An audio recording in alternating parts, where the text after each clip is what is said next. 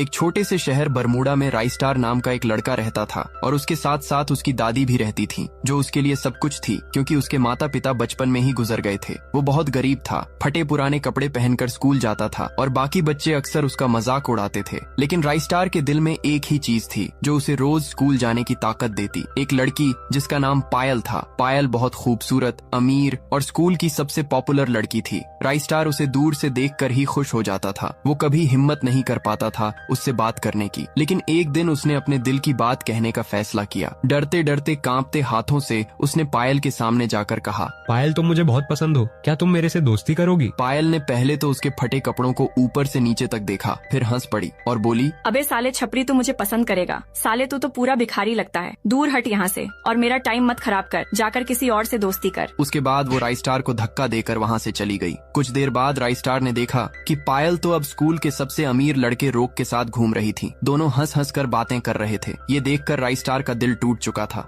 वो स्कूल से बिना किसी को कुछ बताए चुपचाप चल दिया। उसके कदम भारी थे, आंखें नम थीं और दिल में सिर्फ एक दर्द था। और वो सोचता है कि अब मुझे इस फ्री फायर वर्ल्ड को छोड़ देना चाहिए और खुद को खत्म करने के लिए जाने लगता है। लेकिन तभी उसे रास्ते में एक चमकती हुई बोतल दिखाई देती है। वो एक पुरानी सी धूल भरी बोतल थी। राइस्टार गुस्से में उस बोतल को लात मार देता है। बोतल जमीन पर गिरते ही तेज रोशनी फैली और उसके अंदर से एक खूबसूरत लड़की जिन्न बाहर निकल आई। उसकी आंखें नीली, बाल हवा में उड़ते हुए और चारों तरफ चमकती रोशनी। वो मुस्कुराई और बोली, मेरा नाम जारा है और तुमने मुझे आजाद किया है, इसलिए मैं तुम्हारी 3 विश पूरी करूंगी। तो बताओ मैं तुम्हारी क्या इच्छा पूरी कर सकती हूँ? राइस्टार हैरान था, डर भी रहा था। फिर वो अचानक जल्दी से भागकर घर आ गया, लेकिन जारा भी उसके पीछे पीछे घर आ गई। उसने सोचा कि ये कोई चुड़ैल होगी जो उस जादुई बोतल से निकलकर उसके पीछे पड़ गई थी। उसने कांपते हुए कहा कि अगर तुम सचमुच इतनी शक्तिशाली हो तो उसकी दादी को गायब करके दिखाओ। जिन्न ने मुस्कुराकर अपनी उंगलियां छटकाईं